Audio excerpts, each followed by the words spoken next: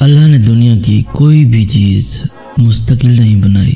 جیسے اس نے دن کے اجالوں کے ڈھلنے کا وقت مقرر کر رکھا ہے، ویسے ہی اس نے رات کے اندھیروں کا اختتام بھی لکھ رکھا ہے۔ کبھی کبھار ایسا ضرور لگتا ہے، محسوس ہوتا ہے کہ اب ہم اس درد سے باہر نہیں نکل پائیں گے، لیکن اللہ ہمیشہ ہمارے لیے کہیں نہ کہیں سے راستے بنا ہی دیتا ہے۔ وہ کسی نہ کسی طرح سے ہمیں اس درد سے نکال ہی لیتا ہے، اور یہی تو اس کا وعدہ ہے کہ عنقریب تمہارا رب تمہیں اتنا دے گا کہ تم راضی ہو جاؤ گے۔ تو پھر اللہ کی اس گواہی سے بڑی اور کون سی گواہی ہو سکتی ہے جب وہ خود تم سے کہہ رہا ہے کہ تمہارا اجر قریب ہے، جب وہ خود تمہیں اس بات کی دلیل دے رہا ہے کہ صلہ اٹل ہے اور صلہ ملنے سے پہلے ہر آزمائش کا ختم ہونا لازم ہے۔ تو پھر تم کس کشمکش میں پھنسے ہو، کس کشمکش میں الجھے ہو؟ اللہ تو تمہارے مایوس ہو جانے پہ ہنستا ہے، یہ سوچ کر کہ اب تمہیں وہ سب ملنے والا ہے جس کے لیے تم رو رہے تھے۔ جب حالات بدتر سے بھی بدتر ہوتے چلے جاتے ہیں تب معجزے ہوتے ہیں اور دعاؤں کے جواب دے کر دل مطمئن کر دیے جاتے ہیں، جیسے اللہ نے اس آیت میں تمہیں کہا کہ میں تمہیں خوش کر دوں گا، یعنی تمہیں وہی دوں گا جو تمہیں پسند ہے، اور اتنا دوں گا کہ پھر کبھی بھی اس کی طلب تمہیں غم زدہ نہیں کرے گی۔ تہجد پڑھنے والوں کو معجزوں کا انتظار نہیں کرنا پڑتا، بلکہ معجزے خود ان کا انتظار کرتے ہیں۔ جب اللہ نے کوئی حیرت انگیز کام کرنا ہوتا ہے تب وہ تمہیں تہجد تک کھینچ لاتا ہے۔ جب اللہ نے تمہیں تمہاری پسندیدہ چیزوں سے نوازنا ہوتا ہے تب وہ تمہیں اپنی پسندیدہ عبادت کے ذریعے اسے مانگنے کی توفیق دیتا ہے، اور جو اس کی من چاہی عبادت قضا نہیں کرتا پھر اللہ بھی اس کی من چاہی چاہت اسے دینے میں دیر نہیں کرتا۔ تہجد کا صلہ صرف اور صرف کن ہے۔ تہجد کی طاقتوں کے سامنے کوئی بھی چیز ٹک نہیں سکتی، تمہارا مقدر بھی نہیں۔ یہ خاص بات ہے اس نماز کی کہ یہ ہارتی نہیں ہے، نہ ہی رکاوٹوں کے سامنے ڈگمگاتی ہے۔ یہ اللہ کو مناتی ہے، اور تب تک مناتی ہے جب تک اللہ مان نہیں جاتا۔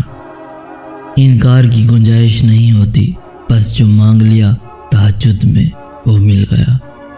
یاد رکھو، دل کا بار بار ایک ہی دعا کے لیے اللہ کے سامنے رونا اتفاق نہیں ہوتا، کیونکہ جو اللہ سے لگائے ہوئے دعاؤں کا سلسلہ نہیں توڑتے اللہ انہیں ان کی چاہ سے جوڑ دیتا ہے۔ کیا یاد نہیں تمہیں اللہ کے وعدے؟ اور اس توکل سے تم اللہ کو پکارتے رہو کہ اللہ کی تدبیریں تمہاری ساری آزمائشوں سے بری ہیں۔ صبر کا مطلب دعاؤں سے پیچھے ہٹ جانا نہیں، بلکہ دعاؤں پہ ڈٹ جانا ہے، اور اللہ صبر کرنے والوں سے محبت کرتا ہے، اور یقیناً اللہ صبر کرنے والوں کے ساتھ ہے۔ اور پھر اللہ فرماتا ہے، صبر کرنے والوں کو خوشخبری سنا دو۔ بس یقین رکھو کہ اس صبر کے بعد تمہارے لیے وہ معجزے ہیں جو تمہیں اس حد تک حیران کر دیں گے کہ تم اپنا ہر درد بھول جاؤ گے۔ جس صبر کو تم اختتام سمجھ رہے ہو وہ اللہ کے کن کا آغاز ہے۔ صبر یہ تو نہیں کہ تم اللہ سے مانگنا چھوڑ دو، صبر تو یہ ہے کہ تم اللہ کے معجزوں کا تب بھی انتظار کرو جب ہر امید ختم ہو چکی ہو۔ اللہ تو دلوں میں رہتا ہے، تو پھر دعاؤں کی پورا ہونے کی جو امید اب تک تمہارے دل کا حصہ ہے وہ اللہ کی رضا کے بغیر کیسے ہو سکتی ہے؟ صبر تو یہ ہے کہ تم تب بھی اللہ کی قدرتوں سے انکار نہ کرو جب مقدر تمہیں ہرا چکا ہو۔ صبر تو یہ ہے کہ تم تب بھی اللہ کے منصوبوں پہ یقین رکھو جب تم درد سے ٹوٹ کر بکھر چکے ہو۔ پھر دیکھو اللہ کیسے اپنی مدد بھیج کر تمہیں دکھائے گا کہ وہ بھی توکل رکھنے والوں کو مایوس نہیں کرتا۔ تم ہمیشہ اللہ سے اشارہ مانگتے ہو، ہمیشہ اللہ کے جواب کا انتظار کرتے ہو۔ اللہ تمہیں یہاں تک اس لیے تو نہیں لایا کہ تم اس سے بدگمان ہو جاؤ، لیکن اب جب وہ تمہارے دل کو دعاؤں میں الجھائے ہوئے ہے اور سجدوں میں لگائے ہوئے ہے، اور پھر یہ سوچنے لگو کہ شاید تمہاری دعائیں اللہ نے سنی ہی نہیں، اگر تھک گئے ہو تبھی دعا کے لیے ہاتھوں کو اٹھاؤ اور اللہ کو بتاؤ کہ تم ابھی بھی مایوس نہیں ہوئے۔ تو تم اتنی سی بات نہیں سمجھ پا رہے کہ تمہاری چاہ کے لیے اللہ معجزے تیار کیے بیٹھا ہے۔ اللہ پاک قرآن پاک میں فرماتا ہے، اور جو جلد بازی نہیں کرتے اللہ نے ان سے وعدہ کر رکھا ہے کہ صبر کرنے والوں کو ان کا اجر بے حساب دیا جائے گا۔ پھر اللہ تمہارا صلہ بھیجتا ہے اسی شکل میں جسے تم نے کھو دیا تھا۔ تم اس کی آزمائشوں پہ پورا اترو، وہ اپنے وعدوں پہ پورا اترے گا۔ تو پھر دعا کرتے رہو۔ تمہاری کون سی دعا تمہیں کون کی منزل تک لے جانے کے لیے اللہ نے چن رکھی ہو، تم یہ کبھی نہیں جان سکتے۔ تمہیں توکل رکھنا ہے دعاؤں کے قبول ہونے تک، تمہیں صبر کرنا ہے اللہ کے کن کہنے تک۔ تمہارے یقین کا امتحان ہمیشہ تمہارے ڈر سے شروع ہوتا ہے۔ اللہ تمہیں تمہارے خوف سے آزماتا ہے۔ یقین کی ساری راہیں بند کر کے ہی اللہ دیکھتا ہے کہ کتنا یقین رکھتے ہو۔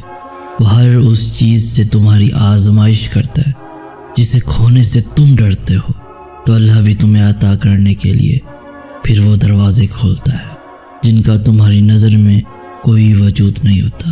اور پھر جب تم بند راستوں کے باوجود بھی مانگنا نہیں چھوڑتے اور صبر سے اللہ کے معجزوں کا انتظار کرتے ہو، تو پھر وہ آسمان کے سب دروازے کھول دیتا ہے اور بن بادل کے رحمتوں کی بارش کر دیتا ہے۔ اور پھر وہ دن بھی آئے گا جب تم مسکرا کر کہو گے کہ اللہ نے میرا دل ایسے مطمئن کر دیا جیسے میں سوچ بھی نہیں سکتا تھا۔ انشاءاللہ۔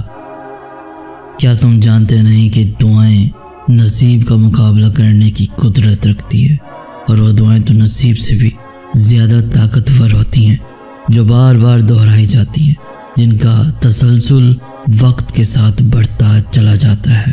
اس لیے جب کوئی چیز تمہارے نصیب کا حصہ نہیں ہوتی تو اللہ تمہیں اس چیز کو اپنا بنانے کے لیے وقت دیتا ہے، تاکہ تم اسے اتنا مانگو کہ نصیب وہ چیز تمہیں دینے پہ مجبور ہو جائے۔ اس طرح اللہ تمہاری دعاؤں کو نصیب پہ فتح دیتا ہے۔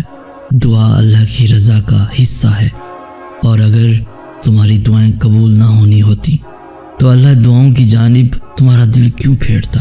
توکل رکھو، کیونکہ توکل کرنے والوں کے لیے اللہ ناممکن ذریعوں سے ایسے ہی ناممکن معجزے لاتا ہے جنہیں دیکھ کر عقل دنگ رہ جاتی ہے۔ تمہاری دعائیں یا تو تمہاری زندگی بدل دیں گی یا پھر تمہیں بدل دیں گی، مگر رائے گاں کبھی نہیں جائیں گی۔ یہی تمہارے اللہ کا تم سے وعدہ ہے۔